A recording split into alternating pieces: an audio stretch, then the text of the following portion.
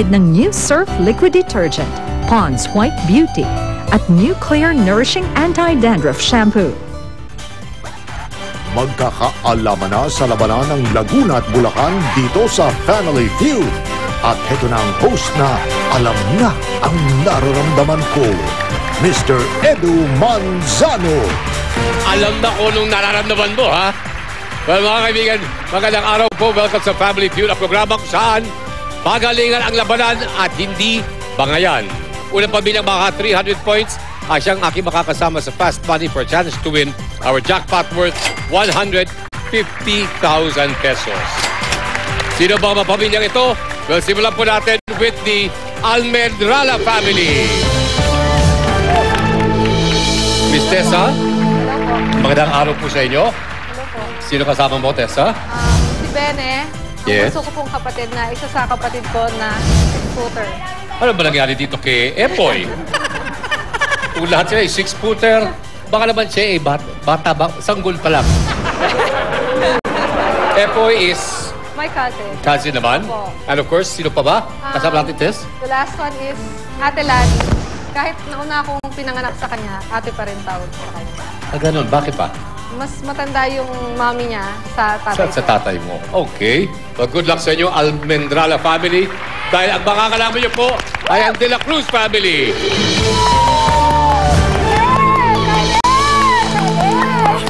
Hello, Jem. Ang mga De La Cruz family ay taga-saan po? Taga Marilao, Bulacan. Taga Marilao. Okay. Sino naman si Gertie sa buhay mo? Girlie, ang aming kapatid na stricto sa mga anak. Sino naman siya? Si Ben. Ben. Ang religyoso namin, pero antukin. And of course, At si Val. Val. Ang professor naming Bagets. Bagets.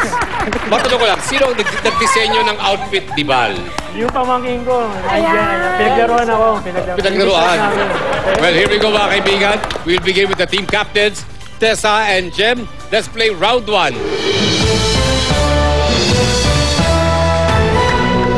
Okay, nag-survey kami ng 100 Pinoy. Top 7 answers na sa board. Ang tanong, dalaga ka na kapag ikaw ay meron ng... Miss Tessa. Meron ka ng menstruation. Survey says... Oh, okay. Or yung menstrual period, di ba? Yeah. Okay. Pass or play? Play? Play! Play! Play! Okay. We'll get back to you, Jem. Halika na. Miss Tessa, nice start. Top answer. Kagad. Bene, ano sa tingin mo? Dalaga ka na. Well, hindi naman ikaw. Pero dalaga ka na kapag ikaw ay meron ng... Boyfriend? Pwede. Boyfriend! Boy, pwede. Third most popular. Epoy. Ano sa tingin mo?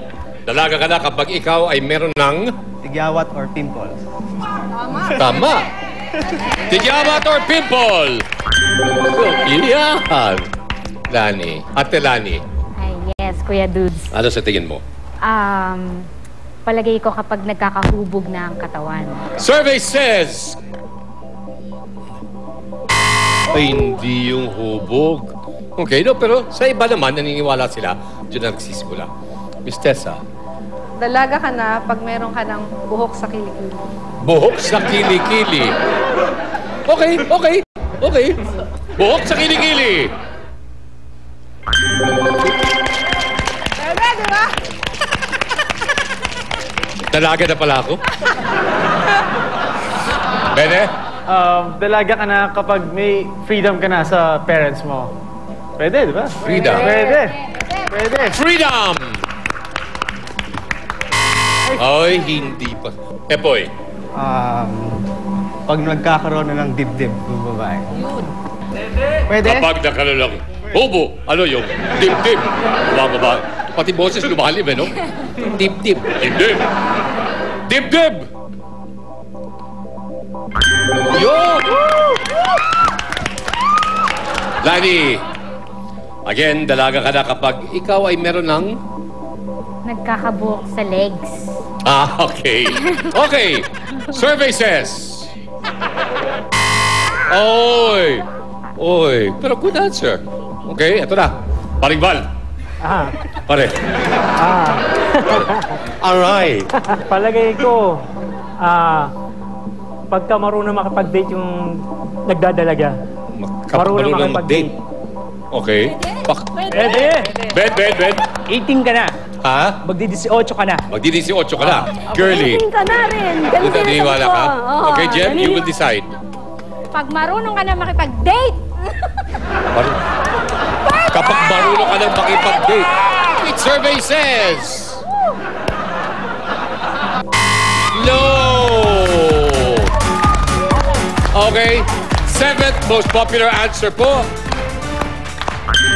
Crush. At ang ating panglima po ay... Manliligaw. Okay, well, there you have it po, mga kaibigan. First round goes to the Almendrala family. Okay, sa ating pagkabalik, second round, dito pa rin po sa Family Feud. Siguradong marami ang